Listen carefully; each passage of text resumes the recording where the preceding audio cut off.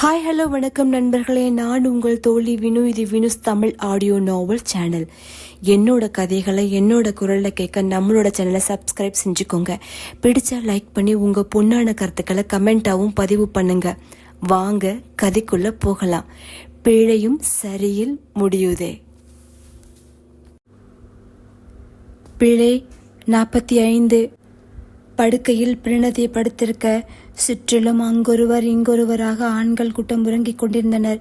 நடு இரவு வேளையில் சிறிய சத்தம் வர திடுக்கென விழித்தான் தயா. எழுந்தவன் மீண்டும் ஒருமுறை தன் கை துப்பாக்கியின் தோட்டாக்களை சோதனை செய்தவன் பின்பக்க பேண்டில் சொருகிவிட்டு திரும்ப அனைத்து ஆண்களும் எழுந்து நின்றனர்.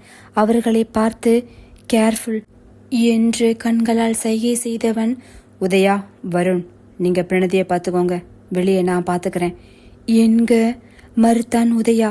இல்லைனா உங்களோட தான் நான் இருப்பேன் என்றான். இப்போ என்னை விட பிரணதி பாதுகாப்பு ரொம்ப முக்கியம். ஸ்ரத்தாவை பற்றி தெரியும் தானே? நாம 2 பேரையும் தவிர அவளை யாராலையும் சமாளிக்க முடியாது. ஸோ பிரணதியை கவனமாக பார்த்துக்கோ. பாய்ஸ், ஃபாலோ மீ என்று விட்டு வெளியில் செல்ல பெருமூச்சு விட்டவாறு பார்த்து நின்றான் உதயா. அது ஒரு 5 நட்சத்திர விடுதியாகையால் பெரும்பாலும் மேல்தட்டு மக்களை தங்குவர். அது மட்டுமல்லாமல் நிறைய வைரம், போதைப் பொருள், பண பரிவர்த்தனை என அனைத்து சட்டவிரோதமான தொழில்களும் மிக ரகசியமாக நடைபெறும். அப்படியான போதைப் பொருள் பரிவர்த்தனை செய்யும் கும்பலை கண்டறிந்து பிடிக்கத்தான் தற்போது தயா சென்று கொண்டிருக்கிறான். வெளியில் ஒரே நிசப்தம். சண்டையிடுவதற்கான சத்தமோ துப்பாக்கி சுடும் சத்தமோ இல்லை. அதனாலேயே குறுக்கும் நெடுக்குமாக நடந்து கொண்டிருந்தான் உதயா. சில மணி நேரங்களில் ராமின் அறைக்கதவு தட்டப்பட்டது. திறந்தது ராம்தான். மார்புக்கும் தோளுக்கும் இடையில் குண்டு பாய்ந்து ரத்தம் ஒழுக நின்ற தயா அவ்விடத்திலே மயங்கி சரிந்தான். உண்மை நிலவரம் என்னவென்று தெரியாது. இருப்பினும் அவனை அவ்வாறே விட மனம் வரவில்லை. தம்பிகளின் உதவியுடன் அறைக்குள் கொண்டு சென்றவன் முதலுதவியும் அளிக்க சில நிமிடங்களில் கண் விழித்தவன் கேட்டது, ஸ்ரத்தா எங்க என்றான். ராமு அறையின் மூளையை கண்காட்ட மயங்கிய நிலையில் படுக்க வைக்கப்பட்டிருந்தாள் ஸ்ரத்தா. டோன்ட் வரி, காலை வர மயக்கம் தெரியாது என்றான் ராம். ஆம், சில மணி நேரங்களுக்கு முன் ராமை தொடர்பு கொண்ட தயா ஸ்ரத்தா அவன் அறையை நோக்கிதான் வந்து கொண்டிருக்கிறாள் எனவும் குழந்தையை பத்திரமாக பார்த்து கொள்ளுமாறு கூற அடுத்த நொடி ராம் வினவியது, பிரணதி எங்க என்றான். அவளுக்கு துணையா ரூம்ல உதயாவும் வருணும் இருக்காங்க, அவளுக்கு எந்த பிரச்சனையும் இல்லை என்று விட்டு இணைப்பு துண்டிக்கப்பட்ட அதே நேரம் இடி முழங்குவது போல் ராம் அறைக்கதவை தட்டினாள் ஸ்ரத்தா. ராம் லக்ஸை பார்க்க எல்லாம் ரெடி என்பது போல் கண்களை மூடி திறந்தான். பரத் கதவை திறக்க அறைக்குள் முற்றிலும் இருட்டு. பின்னிருந்து ராம் அவள் கையை பற்ற அவள் சத்தம் குழந்தையும் தாய் தந்தையும் தொந்தரவு செய்யக்கூடாது என்று வாயை டேப் கொண்டு ஒட்டினான் பரத். 3 ஆண்கள் பற்றியும் திமிரிக் கொண்டு நின்றவளின் ரத்தம் சிவந்த கண்களையும் கையில் நாடியையும் பார்த்த லக்ஸ் சமநிலைக்கு கொண்டு வர போதிய மயக்க மருந்தை செலுத்தினான். புருவம் சுருக்கி பார்த்த ராம், உனக்கு சப்ஜெக்ட் புரியுதா லக்ஸ் என்றான். என்று தலையாட்டியவனோ, கிட்டத்தட்ட மனநோயாளிதான், மல்டிபிள் பர்சனாலிட்டி டிசார்டர் போல இருக்கு. இன்னும் டீப்பா செக் பண்ணாதான் கிளியர் சப்ஜெக்ட் புரியும். பட் கியூர் செஞ்சிடலாம். பட் இவளை கியூர் செய்ய பல வருஷம் எடுக்கும் என்றான். இதுக்கு மேலே இவளுக்கு ட்ரீட்மெண்ட் கொடுக்காம விடுறது உங்களுக்குமே நல்லதில்லை. முதல்ல நீங்க யாரு, இங்க என்ன நடக்குது, பிரணதிக்கு உங்களுக்கு என்ன சம்பந்தம் என்றான் ராம். ஸ்ரத்தா என் ஒய்ஃப். இதுக்கு மேலே உங்ககிட்ட என்னை பற்றி சொல்ல எதுவும் இல்லை. எனக்கு அடிப்படுது பிரணதிக்கு தெரிய வேண்டாம். கொஞ்ச நேரத்தில் பசங்க வந்து என்னை கூட்டிட்டு போயிடுவாங்க. பிரணதி ரொம்ப நல்ல பொண்ணு, அவளுக்கு இதுக்கும் எந்த சம்மந்தமும் இல்லை. கவனமா பார்த்துக்கோ என்று முடிப்பதற்குள், என் பொண்டாட்டியை பார்த்துக்க எனக்கு தெரியும். எனிவே தேங்க்ஸ் என்றான் ராம். என்றவாறு வழியில் கண்களை மூடிக்கொண்டான் தயா. மறுநாள் காலை பிரணதி கண் விழிக்கையில் ராம் அறையில் இருந்தாள். சலிப்பாக எழுந்து அமர்ந்தவள் முன் காஃபியை அருந்தியவாறு அன்றைய நாளிதழை புரட்டி கொண்டிருந்தான் ராம். வாழ்க்கைன்றது ஒரு வட்டோன்னு சொல்றது எவ்வளோ உண்மையா இருக்கு. எங்க சுத்தினாலும் கடைசியில் எவர் மூஞ்சிலேயே முழிக்க வேண்டியிருக்கு என்று அவள் எண்ணிக்கொண்டிருக்க, எழுந்து சீக்கிரம் ரெடியாக, ஏர்போர்ட் போகணும் என்று அவளை திரும்பியும் பாராமல் கூறியவனே, தடிமாடு, யாராவது இவங்கிட்ட எனக்கு வாழ்க்கை கூடன்னு கேட்டாங்களா? இனி இவனோட தான் என் வாழ்க்கையா? கடவுளே என்று எண்ணும் போதே ஹாய் அண்ணா, டேடி கூப்பிட்டார் என்றவன் ஹாய் மச்சி குட் மார்னிங் என்றான். இனி எல்லா நாளும் எனக்கு பேட் மார்னிங் தான் என்றால் எழுந்து சென்ற ராமை பார்த்தவாறு.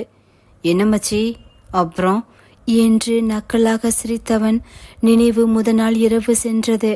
தயாவின் ஆட்கள் வந்து அவனையும் ஸ்ரத்தாவையும் தூக்கி சென்ற பின் ராமும் லக்ஸும் அவர்கள் அறை நோக்கி சென்றனர். கதவை திறக்க பிரணதி மட்டும் உறங்கிக் கொண்டிருந்தாள். லக்ஸு அவளை எழுப்ப செல்ல வேண்டாம் என்று தடுத்தவன் தூங்கட்டும், இவன் முழிச்சிருக்கிறத விட தூங்குறது தான் என்னோட மென்டல் ஹெல்த்துக்கு சேஃப் என்றவன் தன் கைகளில் ஏந்தி கொண்டான். தான் எங்கோ மிதப்பது போல் உணர்ந்தவள் மென்புன்னகை செய்தவாறு எங்கு போறோண்டான், நம்ம பார்க்கா என்றால் விழித்திருந்தும் பாராமல். அவளை வெட்டவா குத்தவா என்பது போல் பார்த்த ராமோ, ஏ லக்ஸ், இவளை இந்த 2வது மாடியிலிருந்து கீழே போட்டுட்டா என்ன என்றான். அண்ணா ப்ளீஸ் இந்த முறை விட்டுருங்க என்று இவர்கள் கூறும்போதே கண் விழித்தவள் ராம் முகத்தை அருகில் கண்டு ஆவென கத்தினாள். தலையில் அடித்து கொண்ட லக்ஸு, இவ வேற தப்பு தப்பா ரியாக்ட் பண்றா. கடத்தினவன் தூக்குனா குதிச்சுட்டு ஓடுறா, கட்டுனவன் தூக்குனா கடுப்பாகிறா. இவன் நம்மளை விட வித்தியாசமான டிசைனா இருப்பா போல என்றது நினைவுக்கு வர தற்போது மருண்ட விழிகளுடன் அவள் அமர்ந்திருப்பதை கண்டு ஹஹாவென சிரித்தான் லக்ஸ். ஆஸ்திரேலியா வந்து இன்றுடன் 2 தினங்கள் நிறைவடைந்து விட்டது. கண்ணாடியின் முன் பெரும் சோகமாக பிரணதி அமர்ந்திருக்க அவளுக்கு பூவை சூடிய சுமித்ரா திருஷ்டி நடித்து, பாரு எவ்வளோ அழகா இருக்க என்று அவள் கையை பற்றியவர், எனக்கு தெரியாது ராம் பத்தி என்ன நினைக்கிறேன்னு, பட் என் புள்ள என்று ஆரம்பிக்கும் பொழுதே தங்கமானவர் இல்லையா மேடம், இப்படி இருக்கிற அவரை மனுஷனா மாத்துறது என் பொறுப்பு, அப்படித்தானே மேடம், நீங்க மீராக்கா கிட்ட சொல்லும் போது நான் கேட்டிருக்கேன் என்றாள்.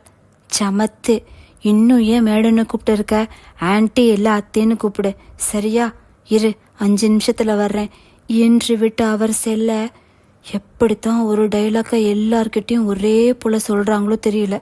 அது சரி, இந்நேரம் இது அவங்களுக்கு மனப்பாடம் ஆகலனாதான் ஆச்சரியம். இதுல டெவில கட்டி வச்சு மனுஷனா மாத்தணுமா, அவங்க பிள்ளைய அவங்களாலே திருத்த முடியல, என்னால எப்படி முடியும் என்றவள் சுமித்ரா சென்று விட்டாரா என்று எட்டி பார்த்துவிட்டு, எங்க என் ஆயுதங்கள் என்று சிறிய ரக கத்தி, நீலகிரி தைலம், பெப்பர் ஸ்ப்ரே என அனைத்தையும் இடுப்பை சுற்றிலும் இடம் பார்த்து சொருக, அடப்பாவி மச்சி என்று வந்தான் லக்ஸ். திடீரென வந்த சத்தத்தில் சட்டென பதற்றத்தில் நீலகிரி தைலத்தை தவறவிட்டவள் லக்ஸை பார்த்து, நீயா மச்சி பயந்துட்டேன் என்று எடுத்து சொருகினாள். யாரோ ராமன் அவ பிடிக்காதுன்னு சொன்ன மாதிரி தெரிஞ்சது, இப்போ ரெடியாகிறத பார்த்தா இந்த நாளுக்கு எப்போன்னு இருந்தது போல இருக்கு என்றான் ஒற்றை புருவத்தை உயர்த்தி. திரும்பி அவனை முறைத்தவள், கடுப்பேத்தாத மச்சி, இஷ்டம் இருந்தா நான் ஏன் இதெல்லாம் பதுக்கி வச்சுட்டு இருக்கேன் என்றாள். என்னது மச்சி இது என்று வாங்கி நுகர்ந்தவன், எதுக்கு மச்சி கிளட்டு சாயல் என்றான். ஓ, எங்க ஊர்ல இதுக்கு பேரு கோடாலி தைலம், இந்த ஸ்மெல் உங்க அண்ணனுக்கு அலர்ஜியாமே, தலைவலி வந்துருமாமே, உங்க அம்மா கிட்ட கேட்டு தெரிஞ்சுக்கிட்டேன் என்க. ஹஹாவென சிரித்த லக்ஸோ, அதுக்கு அவசியமே இல்லை, உன்னை பார்த்தாலே அவருக்கு தலைவலி வந்துடும் என்றான். ஹிஹி சிரிச்சிட்டேன், நைஸ் ஜோக் மச்சி, மறுபடியும் சொல்றேன், நீங்க நினைச்சிட்டு இருக்கிற உங்க அண்ணன் வேற, ராம் சார் வேற, அவருக்குள்ள பல ரூபங்கள் இருக்கு, அதெல்லாம் உனக்கு புரியாத விடு என்றாள். அப்படியா, அப்படி என்ன பல ரூபங்கள் மச்சி, ஏன்னா இப்போ யாரையும் நம்ப முடியல என்றான். அப்படி கேளு மச்சி, நான் பார்க்க தான் கொஞ்சம் லூஸு போல தெரிவேன், பட் என்னை சுற்றி என்ன நடக்குதுன்னு எப்பயுமே அவேரா இருப்பேன். அப்படி இருக்கும்போது தான் ஒரு விஷயத்த கண்டுபிடிச்சேன். உங்க அண்ணன் என்ன பார்க்குற விதத்துக்கும் மற்றவங்கள பார்க்குற விதத்துக்கும் நிறைய வித்தியாசம் இருக்கு. சரியா சொல்லணும்னா நாங்கள் ஒரு தடவை உங்கள் ஃபார்ம் ஹவுஸ்க்கு போயிட்டு வந்தோமே, அப்போ இருந்து என்றாள். என்னங்கடா ஆளுக்கு ஒரு ஃப்ளாஷ்பேக் சொல்கிறீங்க, ஒரே குழப்பமா இருக்கே, கொஞ்சம் தெளிவாக சொல்லு மச்சி என்றான். ஆமாம் மச்சி, எனக்கே எல்லாம் யோசிச்சு பார்க்கும்போது என்ன கல்யாணம் செய்கிற முடிவு ராம் சார் திடீர்னு எடுத்த முடிவில்லை, எல்லாமே பிளான்டு. அவர் என்னத்தான் கல்யாணம் செய்யணும்னு முதல்ல முடிவாக தான் இருந்திருக்கார். இன்னும் குழப்பமா இருக்கா, சொல்கிறேன் கேள். Scene number 1. உனக்கு ஞாபகம் இருக்கா, நம்ம ஹாஸ்பிட்டல்ல ஒரு கொரியன் டாக்டர் இருந்தாரே, என் கூட நல்லா பேசுவாரே, நீ கூட சைட் அடிக்கிறியா மச்சின்னு கேட்டியே, அவரை ஏன் திடீர்னு இந்தியாவுக்கு அனுப்பணும்? கேட்டதுக்கு பரத் டாக்டரை ரீப்ளேஸ் பண்ணிருக்கேன்னு சொன்னாரு. Scene number 2. எனக்கு ஊசினாலே பயம். ஒரு தடவை பிளட் எடுக்க நம்ம ஸ்டாஃப் அக்கா ஒருத்தங்க வேகமா அடிச்சதுல ஆணு கத்திட்டேன். அதை விட அவங்கள ஏன்னு ராம் சார் கத்தினதுல தான் எனக்கும் மயக்கம் வந்துருச்சு, அந்த அக்காவுக்கும் மயக்கம் வந்துருச்சு. Scene number 3. மீராக்கா கூட ராம் சாருக்கு என்கேஜ்மெண்ட் நடந்ததே, அப்போ டானை கூட ஜேக்கப்னு நினைச்சு பேசிட்டு இருந்தேனே, ஞாபகம் இருக்கா? கேமரால பார்த்துட்டு மறுநாள் என்னை கூப்பிட்டு, இவன் யாரு, உனக்கு இவனுக்கு என்ன சம்பந்தம், இப்ப அவங்கிட்ட என்ன சொன்ன, இதுக்கு முன்னால என்ன சொன்ன, இதுக்கு பின்னால என்ன சொன்னு டார்ச்சர் பண்ணிட்டாரு. மச்சி சம்பந்தமே இல்லாம கூப்பிட்டு திட்டுவாரு. வார்த்தை மட்டும்தான் திட்டுற மாதிரி இருக்கும், அவர் கண்ணு வேற ஸ்டோரி சொல்லும். உனக்கு ஞாபகம் இருக்கா, மீராக்காக்கும் நமக்கும் ட்ரெஸ் எடுக்கணும்னு அம்மா கூப்பிட்டாங்கன்னு நீ வந்து சொன்ன. நாமளும் போனமே, அன்னைக்கு சாரி செலக்ட் செய்யும் போது அவர் என்ன சொன்னாரு, என்றதும் அதிர்ந்து விழித்த லக்ஸோ, ஆமா மம்மி இது மீராக்காவுக்கு நல்லா இருக்கும்னு சொன்னாங்க, ஆனா அண்ணா இது பிரணதிக்கு தான் நல்லா இருக்கும்னு சொன்னாரு. மச்சி என்ன மச்சி நடக்குது இங்க என்றவாறு பொத்தென்று அமர்ந்தான் லக்ஸ்.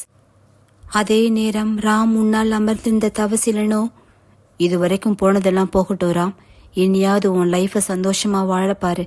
பிரணதியை பார்த்தா நல்ல பொண்ணாதான் தெரியுறாப்பா, அவதான் உனக்கு மனைவியா வரணும்னு கடவுள் எழுதி இருந்தா யாரால மாத்த முடியும் என்று எழுந்தவர், ஆல் தி பெஸ்ட் ராம் என்று கட்டி தழுவி விட்டு சென்றார்.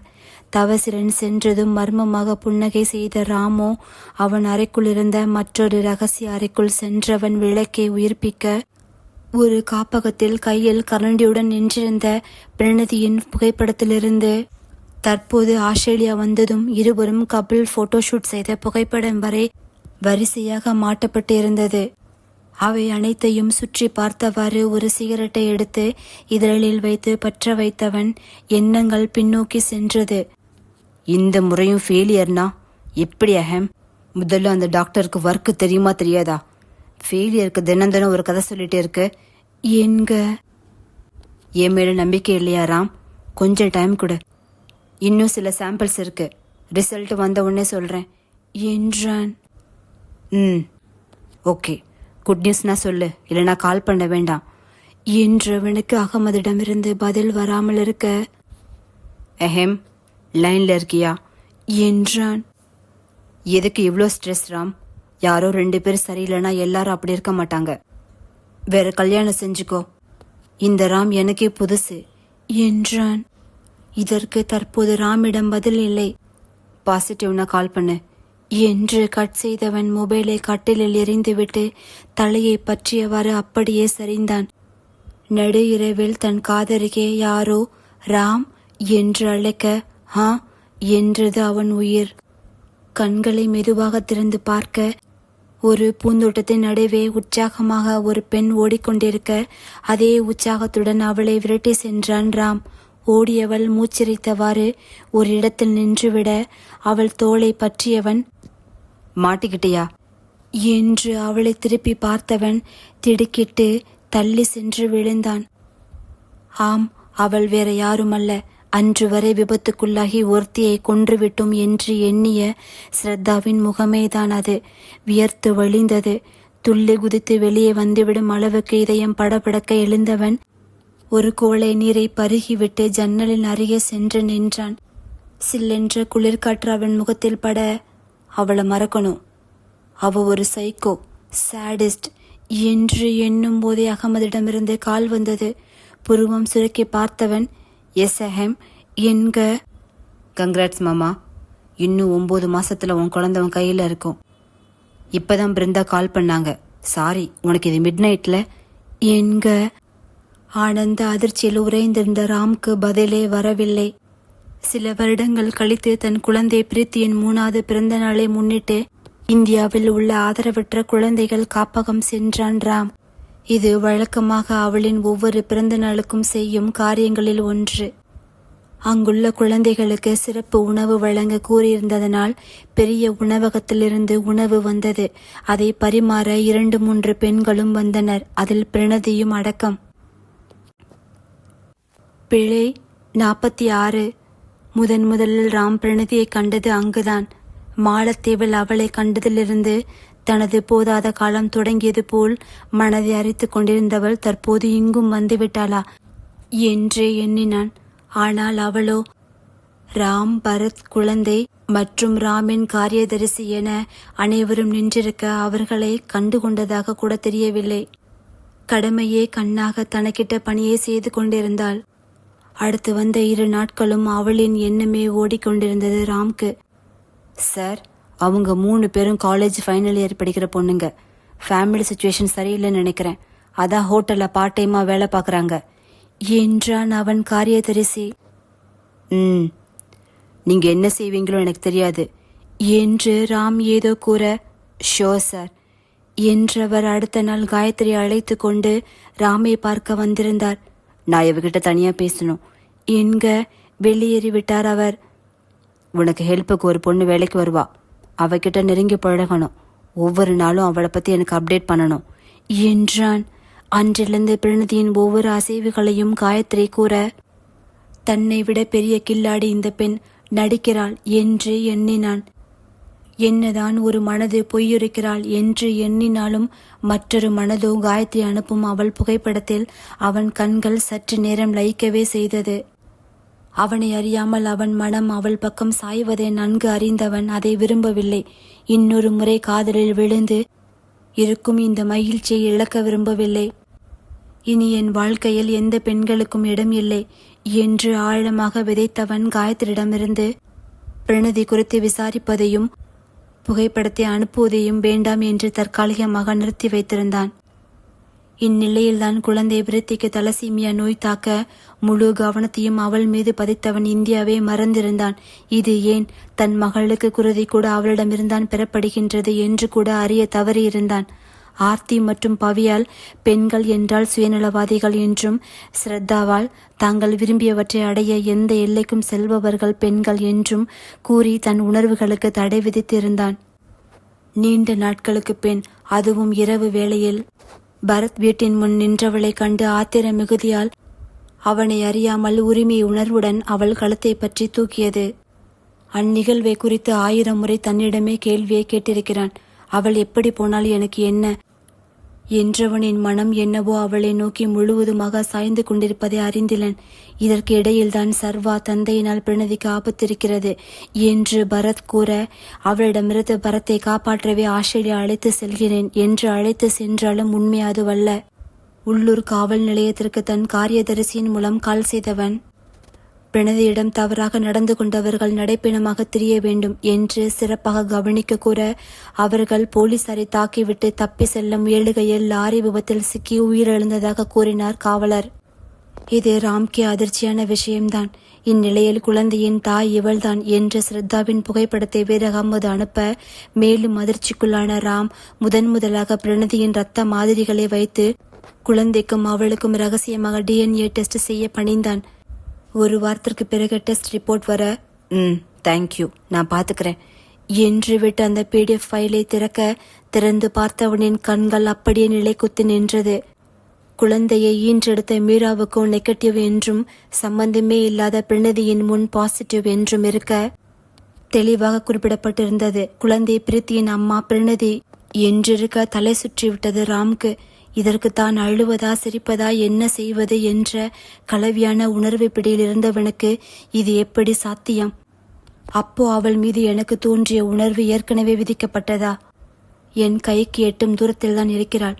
ஒருவேளை உண்மை தெரிந்தும் தன்னை வருத்தவே மறைக்கிறாளா என்று எண்ணற்ற கேள்விகள் எண்ணத்தில் எழுந்தாலும் ஒன்று மட்டும் உறுதி, இவள்தான் என் குழந்தையின் தாய் என்று எழுந்து சென்றவள் அவள் அரைக்கதவை தட்ட, தூக்கத்தில் திறந்தவளிடம் என்ன கூற வேண்டும் என்று அறியாமல் தூங்கிட்டையா என்று வினவ, மருண்டவாறு விழித்தாள் பிரணதி. இருப்பினும் இத்தனை வருடமாக தான் தேடிய கேள்விக்கு விடை கிடைத்து விட்டது.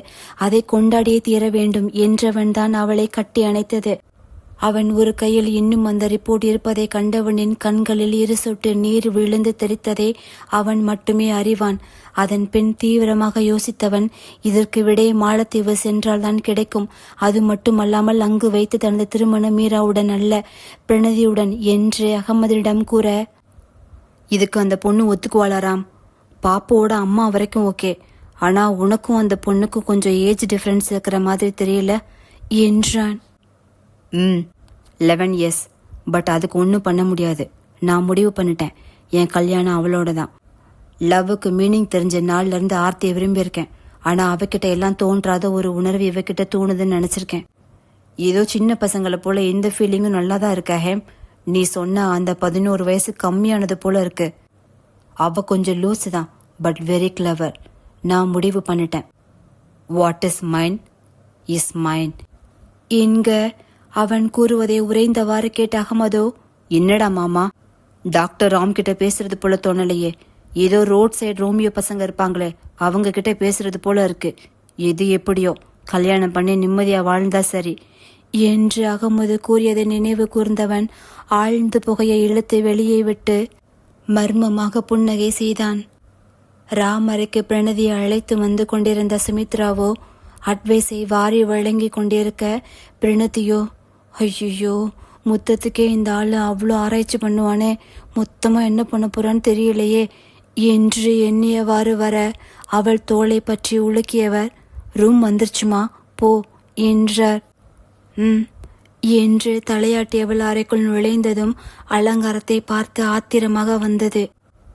ஏதோ பருவ வயசுல ஃபர்ஸ்ட் நைட் கொண்டாடுறத போலதான் இவங்க பண்றது என்று நின்றிருக்க, அவள் பின்னால் என்று சிறுமிக் கொண்டே கை கட்டியவர் அவளுடன் வந்து நின்றான். ராம், இப்ப எதுக்கு இந்த தடிமாடு கணக்குதுன்னு தெரியலையே என்று அவள் என்ன அப்படி பாக்குற, ஏன் உனக்கு இந்த டெக்கரேஷன் பிடிக்கலையா என்றான்.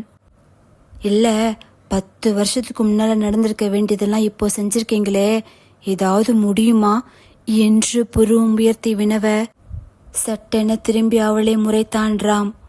இல்ல தப்பா நினைக்காதீங்க, காலையில இதெல்லாம் தனியா நீங்க கலட்ட முடியுமான்னு கேட்டேன் என்றாள். அவளை கூர்மையாக பார்த்தவாறு, கலட்டிடலாமே, பாக்குறியா என்று அவன் முன்னோக்கி வர அவள் பின்னோக்கி சென்றாள். சென்றவள் சுவர் தட்டி நிற்க, இதற்கு மேல் செல்ல வழி இல்லாமல் நின்றிருக்க, அவளுக்கு அருகிலிருந்து ஒரு ஆயுதத்தை எடுத்தவன் மேலிருந்து கீழாக அவளை ஸ்கேன் செய்தான். அதுவோ இடுப்புக்கு அருகில் சென்றதும் ஒளி எழுப்பியது. நினைச்சேன், என்ன வச்சிருக்க, எடு என்றான். மருண்டவாறு விழித்தவள், அதுவா, மூத்த மருமக இல்லையா, அதனால உங்க வீட்டு கொத்து சாவியை கொடுத்தாங்க உங்க அம்மா, அதான் பத்திரமா வச்சிருக்கேன் என்றாள். எங்க வீட்டுல எதுக்குமே சாவி கிடையாது, சேஃபு தான், அதுக்கும் பின் தான். சோ என்ன வச்சிருக்கியோ அதை வெளியேடு என்றான். சிறிய ரக கத்தியை எடுத்து மேஜையில் வைக்க, நெக்ஸ்ட் என்றான். பாதி பிளேடு ஒன்றை எடுத்து வைக்க, நெக்ஸ்ட் என்றான். வரிசையாக ஒவ்வொன்றையும் எடுத்து வைக்க நொந்து விட்டான் ராம். என்னடி இது, ஏதோ போருக்கு போற மாதிரி வந்திருக்க, எதுக்கு இப்போ இந்த 5 அடுக்கு பாதுகாப்பு எல்லாம் என்றான் முறைத்தவாறு. 5 அடுக்கா, திருத்தம் 6 அடுக்கு என்றாள். அதான் எதுக்கு என்க, என்ன காப்பாத்திக்கதான், வேற எதுக்கு. எத்தனை படம் பார்த்திருக்கேன், நல்லா இருக்கும்போது திடீர்னு மழை பெய்யும், திடீர்னு இடி இடிக்கும், பயத்துல பெருங்கைய வாயில மூடி ஆண்டு நான் கத்த, பின்னால நீங்க வந்து பொத்த, ஏஜ் பாரான அங்கிள் கூடலாம் என்றதும் ஏய் என்றான். சரி விடுங்க, ஏஜ் பாரான ஆளு கூடலாம் என்னால சலக்கு சலக்கு சாங் பாட முடியாது. இவ்வளவு ஏன், காலையில இருந்து பள்ளி பாச்சா கரப்பாம்பூச்சி பாம்புன்னு எல்லா ஜந்து கூடையும் பழகி ஃப்ரெண்டு பிடிச்சி வச்சிருக்கேன். மேல இருந்து பள்ளி இல்ல, அணுகொண்டாவே விழுந்தாலும் அசால்ட்டா தூக்கி போட்டு தூங்குவேனே தவிர ரொமான்ஸ்க்கு வாய்ப்பே இல்லை என்றாள்.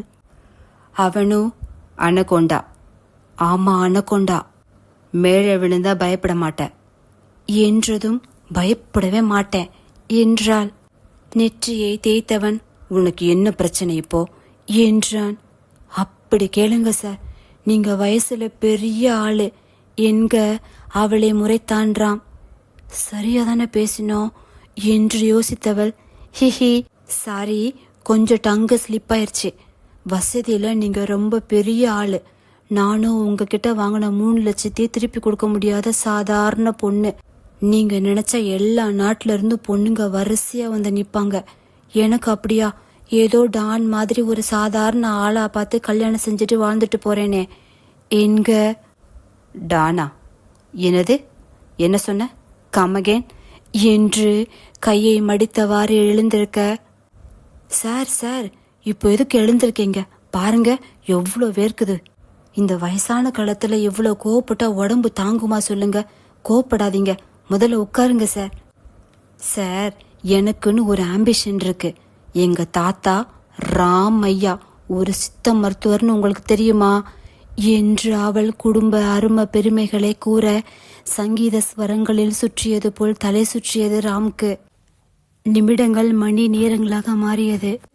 தலையை பற்றி கவிழ்ந்து அமர்ந்திருந்தவனை சார் என்று அவனை உழுக்க திடுக்கென விழித்தவன், வாவ், கிரேட், சூப்பர், முடிஞ்சிருச்சா அவன் ஸ்டோரி என்றான். முடிஞ்சிருச்சாவா? சார், இப்போதான் இன்டர்வலே வந்திருக்கு. டயர்டா இருக்கீங்களா? இருந்தா சொல்லுங்க. நீங்க டயர்டா இருந்தா கொடுக்க சொல்லி மேடம் பால் கொடுத்துருக்காங்க. ஊத்தி கொடுக்கட்டுமா? எங்க பால்? அதுவும் இன்டர்வலுக்கு கொடுக்க சொல்லி எங்க அம்மா உங்ககிட்ட கொடுத்தாங்க இல்ல என்றான். ஓ, வேண்டாமா? அப்போ அந்த பழம் என்று முடிப்பதற்குள், வாய மூடு என்று சுட்டு விரலை வைத்தவன், காலையில வரைக்கும் இனி சத்தமே வரக்கூடாது, பேசாம படு என்றான் அனல் வீசும் பார்வையை அவள் மீது பதித்தவாறு. சத்தம் வரக்கூடாதா? ஐயோ, கதையை பாதியில நிறுத்தினா என் மண்டை வெடிச்சிரும் சார். எங்க? பிரச்சனை இல்லை, வெடிச்சா சாகு. உன் கதையை முழுசா கேட்ட ரத்தம் கக்கி நான் செத்துருவேன் போல என்றவன். கதையான் கதை? இவ தாத்தா லேகி வைத்த கதையெல்லாம் யாரும் கேட்டாங்களா அவகிட்ட என்று புலம்பியவன் அவளை முறைக்க, போர்வையை தலை வரைக்கும் போர்த்தியவள், எஸ் மச்சி, உன் ஐடியா சூப்பரா ஒர்க் அவுட் ஆகுது என்று நன்றியுரைத்தாள். ஆம், ஏதாவது ஐடியா கொடு மச்சி என்று கெஞ்சியவளிடம், ரொம்ப சிம்பிள். அண்ணாவை பொறுத்த வரைக்கும் அவர் வேர்ட்ஸ் பேசுறத விட ஆக்ஷன் தான் அதிகம் பேசும். நீ டோட்டலா ஆப்போசிட், ஸோ நோ வரிஸ் என்க. புரியல மச்சி என்றாள். அதாவது நீ நடிக்கலாம் வேண்டாம், நீ யாரு? எக்ஸாம்பிளுக்கு எப்படியாவது உன்னோட ஆம்பிஷன் அண்ணா கிட்ட சொல்லு. கண்டிப்பா காலையில கதவை திறக்கும் போது டைவர்ஸ் நோட்டீஸோடு தான் திறப்பாரு என்றான். நிஜமா மச்சி என்றால் கண்கள் மின்ன. ட்ரை பண்ணி பாரு என்று அவன் கூறியதை எண்ணியவள், நீ பாஸ் ஆயிட்ட மச்சி. மச்சியுடையான் படைக்கு அஞ்சான்னு உனக்கு பட்டமே கொடுக்கலாம் போ என்றவள். சிறிது நேரத்தில் உறங்கிவிட ராமுக்கு தான் பெரும் அவஸ்தையாய் போனது. இதுக்குதான் அகம் இவ்வளோ ஏஜ் கேப்ல வேண்டாம் வேண்டான்னு சொன்னானோ? வயசுக்கேற்ற மெச்சூரிட்டி இவளுக்கு இல்லையா, இல்லை எனக்கு தான் வயசாயிருச்சா என்று எண்ணியவன். இவளுக்கு மெச்சூரிட்டி இல்லைன்னா சொல்லிட முடியாது. பேசினா என்ன பேச்சு பேசுறா என்று திரும்பியவனின் கண்கள் இமைக்க மறந்து பார்த்து கொண்டிருந்தது. அப்பொழுது அன்னிச்சையாக எழுந்த சிரிப்பையும் மறைக்க முடியவில்லை. என்ன மானங்கட்ட மனசு, முதுகு பின்னால கேவலமா பேசினாலும் முகத்தை பார்த்தா எல்லாம் மறந்துடுது. நினைச்சு கூட பார்க்கல. பல வருஷம் முன்னால நான் அதிகமா வெறுத்த அதே முகத்தை இப்ப எல்லாம் ஒரு நிமிஷம் பார்க்கலனா கூட இங்க ஏதோ செய்யுது என்றான் இதயத்தை வருடி. பட் இதுவும் ஒரு மாதிரி நல்லாதான் இருக்கு என்று கைகளை உயர்த்தி நெட்டி முறித்தவன், ஒருவேளை இதுதான் லவ்வோ என்று கண்களை மூட, என்ன எளவு என்ற சத்தம் வர திடுக்கென விழித்தான். எதிரில் அவன் மனசாட்சி. நீயா என்றவன், நானேதான் என்றதும், என்னடா கொஞ்ச நாள் ஆளே காணுமேன்னு பார்த்தேன், வந்துட்டியா? நான் கொஞ்சம் சந்தோஷமா இருந்தா உனக்கு பொறுக்காதே. எனக்கு தெரியும் என்ன சொல்ல போறான்னு. இது லவ் இல்ல, உன் பொண்ணுக்கு அம்மான்றனால அவன் மேல சின்ன ஈர்ப்பு, அதான் உனக்கு அப்படிலாம் தோணுதுந்தானே என்றான். மென் புன்னகை செய்த அவன் மனசாட்சியோ, இல்லராம், இனியாவது லைஃப்ன்றது பிராக்டிக்கலோ தேரியோ இல்ல, அது ஒரு ஃபீல்னு உனக்கு புரியுதா? இனியாவது உன்னோட சரிபாதிக்கிட்ட போலியா வேஷம் போடாம நீயாரு, அது வேற லெவல் ஃபீல். அந்த போதைக்கு ஈடு இணையே கிடையாது என்றான். ராமு கேள்வியாக நோக்க, புரியலையா? சிம்பிளா சொல்லணும்னா உன் பேரண்ட்ஸையும் உன் தம்பிங்கிற உனக்கு ரொம்ப பிடிக்கும் இல்லையா? அவங்க தப்பே செஞ்சாலும் சொல்லி திருத்த ட்ரை பண்ணிருக்க, முழுசா வெறுத்து ஒதுக்கினதில்லை. ஏன்னா மற்றவங்க கிட்ட நீ காட்டுற ப்ரைடு, ப்ரெஸ்டீஜ், ஈகோவும் உன் ஃபேமிலி மெம்பர்ஸ் கிட்ட காட்டுறது இல்லை. அது ஒரு ஃபீல், நேச்சுரலா ஒவ்வொரு மனுஷனுக்குள்ளேயும் இருக்கிற ஃபேமிலி பாண்டிங் ஃபீல். அதையே காதலியாவோ மனைவியாவோ வரும்போது ஏன் காட்டுறதில்ல? ஒருவேளை ஆர்த்திக்கு இன்னொரு வாய்ப்பு கொடுத்திருந்தா, திருந்த டைம் கொடுத்திருந்தா அவ திருந்திருக்கலாம் இல்லையா? என்க. இப்போ என்ன சொல்ல வர என்றான். உனக்கு புரியுற மாதிரி உன்னோட டாக்டர் பாஷையிலே சொல்றேன். கடவுள் ஒரு உயிரை படைக்கும் போது ஏன் ராம் முதல்ல இதயத்தை படைக்கிறார்? மூளையை படைச்சிருக்கலாமே. இன்னும் புரியல. உறவுன்றதும் அப்படிதான் ராம். உன்னை சார்ந்தவங்கள உன் தலையில வைக்காத, தலைக்கு கீழே இருக்கிற இதயத்துல வை. என்னைக்கு ஒரு உறவை, முக்கியமா உன்னோட சரிபாதிய, உன் மனைவியை இதயத்துல இருந்து ஃபீல் பண்ணாம பிராக்டிக்கல் தியரின்னு உன் மண்டையில வைக்க ஆரம்பிக்கியோ, அன்னைக்கே உங்க உறவு முறியறதுக்கான முற்றுப்புள்ளியை நீங்களே வச்சுட்டீங்கன்னு அர்த்தம். உன்னோட இந்த சில்லியான மதிப்பு, மரியாதை, வெட்டி கௌரவம், ஆணவம், திமிர், கர்வம் எல்லாத்தையும் உதறிட்டு ஆத்மார்த்தமா வாழ பழகு. முக்கியமா உன் மனைவி கிட்ட. அப்புறம் பாரு உன் லைஃப் எவ்வளவு அழகா மாறும்னு. இதுக்கு பெரிய எக்ஸாம்பிள் உங்க அம்மா அப்பா. என்னைக்காவது அவங்க ஒருத்தர் விட்டு கொடுத்து வாழ்ந்திருக்காங்களா? திங்க் ராம். ஆண்மைன்றது பெண்மையை அடக்கி ஆளுறது இல்லை. எந்த சூழ்நிலையிலும் உங்களை கைவிட்டுற மாட்டேன்னு உன் கையை பிடிச்சிட்டு 10 வருஷம் கழிச்சு கூட ஒருத்தர் நிக்கிறானா, அந்த இடத்துல ஒரு ஆண்மகனா நீ அவன் மனசை ஜெயிச்சுட்டு இருந்தா அர்த்தம்.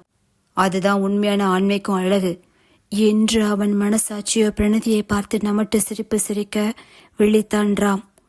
உன்னோட சீன்லாம் இவகிட்ட செல்லாது. நீ மாறுறையோ இல்லையோ, அவ உன்னை மாத்திருவா. என்க. ஆல்ரெடி பாதி மாத்திட்டா. பார்க்கதான் பைத்தியம் போல தெரியுறா, பட் பக்கா பொல்லாதவ என்றான்.